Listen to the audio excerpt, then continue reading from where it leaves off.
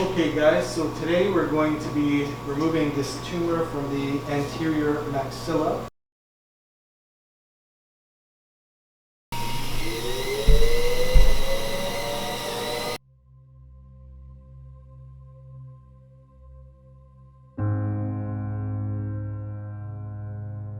Je comprenais pas pourquoi ça m'atteignait moi.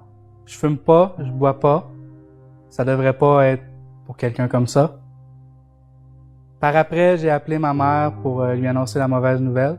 Elle était au travail, c'est jamais évident. Je lui ai demandé, maman, peux-tu aller quelque part? Et tu vas être toute seule, j'ai des mauvaises nouvelles à t'annoncer.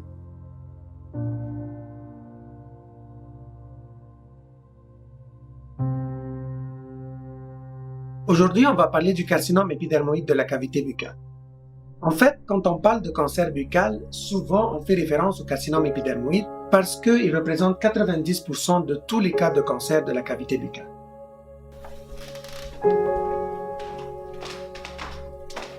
Bonjour monsieur. Bonjour. Comment allez-vous? Ça va super bien, vous? Ça va bien? Oui, ça va. J'aimerais que vous me racontiez un peu comment tout a commencé. Ça a commencé un petit peu de façon anodine. Moi, j'étais dans le camion, je mangeais et je me suis mordu la langue. Ça a fait mal sur le coup, mais je me suis dit, ça doit pas être si pire que ça. Par hasard, j'avais un rendez-vous chez le dentiste quelques semaines plus tard.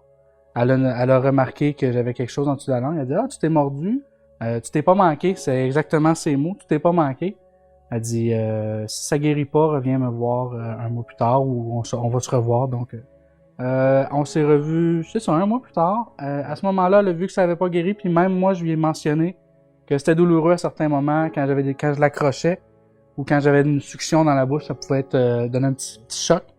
Donc à ce moment-là, elle m'a donné une référence pour le Dr Cosman et c'est à partir de là que ça a commencé un petit peu plus sérieusement.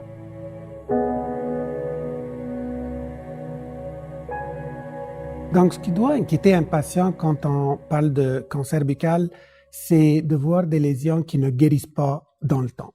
Par exemple, une tache blanche, une tache rouge, aussi un ulcère ou une plaie qui ne guérit pas au bout de 2 semaines. Ça devrait être investigué par un professionnel de la santé, surtout un dentiste.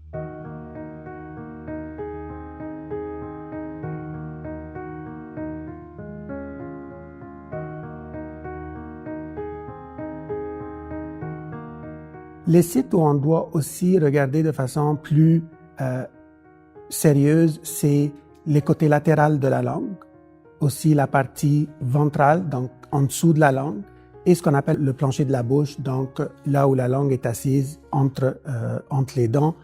La partie postérieure de la bouche aussi, c'est un site inquiétant pour le cancer de la bouche, ce qu'on appelle le palais mou, l'oropharynx. Donc c'est des endroits où le cancer tend à être présent plus souvent. Suite à un examen buccal à la chaise, on complète avec un examen radiologique. Cet examen est rapide et immédiatement accessible. Cet examen va nous permettre d'apprécier l'ensemble des structures maxillofaciales, donc l'articulation temporomandibulaire, les sinus maxillaires, le nerf dentaire inférieur et bien d'autres structures, donc pas juste les dents. Lorsqu'un dentiste soupçonne une lésion précancéreuse ou cancéreuse dans la bouche de son patient, la prochaine étape sera souvent de faire une biopsie, c'est-à-dire de faire un prélèvement de la lésion pour que ce prélèvement soit ensuite analysé au microscope par un pathologiste. Lors de l'examen microscopique de la biopsie, le pathologiste va chercher des caractéristiques particulières d'un cancer, c'est-à-dire les cellules ont-elles une apparence franchement anormale? Est-ce qu'elles ont un patron de croissance erratique?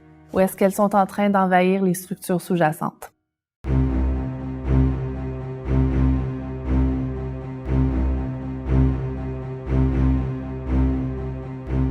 Lorsqu'un patient nous est référé avec un diagnostic confirmé d'un cancer de la bouche, nous essayons de le voir dans les 7 à 10 jours suivant la référence. Au premier rendez-vous, nous allons procéder à un examen clinique du cou et de la bouche pour déterminer l'étendue de la maladie. Par la suite, nous demandons une radiographie des poumons, un scan du cou et des prises de sang. Suite à cette information-là, nous déterminons le stade de la maladie.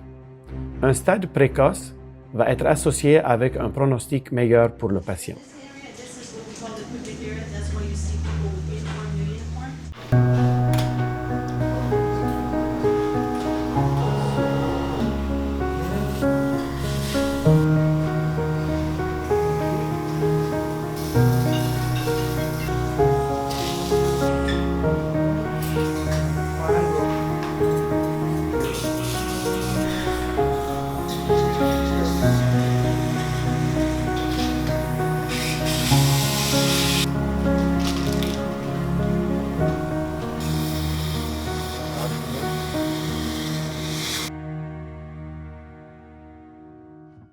In terms of side effects, you really have to break it down into two different things. The primary treatment of oral cancer is surgical therapy. And depending on where the cancer is in the mouth and what type of surgery occurs to remove that cancer, you can have different side effects that lead to what we call oral and masticatory dysfunction, or an inability to use our mouth like we used to. This can include things such as not being able to chew properly, a loss of teeth and gums, the inability to speak like you once did, or the inability to swallow correctly, making maxillofacial reconstruction after cancer surgery to be extremely important and a way to restore form and function to patients that have oral cancer.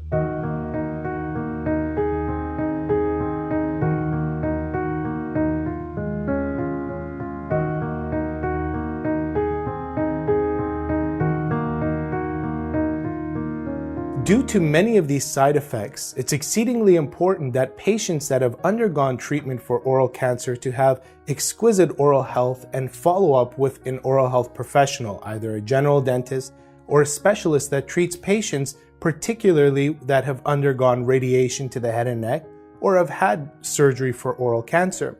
Some of the problems that your healthcare professional or your oral healthcare professional can watch out for include things such as radiation-induced decay due to dryness of the mouth, caring for areas of sensitivity in the mouth or changes in the mucosa, and exceedingly important things such as surveillance to make sure that there is no recurrence of any lesions within the oral cavity. L'opération, ça a bien été. Encore là, c'est la guérison. Hein. La guérison, puis là, c'est un peu plus important, un peu plus invasif, je veux pas. Donc c'est un peu plus difficile et la nourriture c'est pas évident à manger, mais on vient à bout de passer au travers quand même. Un délai dans le diagnostic d'une lésion cancéreuse de la bouche peut diminuer de façon substantielle le pronostic des patients atteints. Si vous voyez ou ressentez des changements dans votre bouche, assurez-vous d'en informer immédiatement votre dentiste ou votre médecin. Aucun autre professionnel de la santé buccale n'est qualifié pour diagnostiquer les maladies ou le cancer de la bouche. C'est pour cela que j'invite tous les Québécois à voir régulièrement leur dentiste.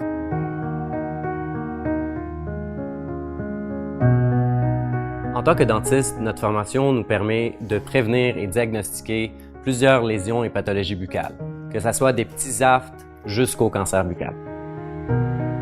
Pour finir, je peux vous dire qu'un examen buccal détaillé effectué par un dentiste peut aider à la prévention d'une multitude de maladies bucco-dentaires comme le cancer de la bouche. Ainsi, le dentiste est un professionnel de la santé formé pour détecter le cancer buccal dans le stade précoce. Une visite annuelle chez votre docteur de la bouche peut s'avérer d'une grande importance.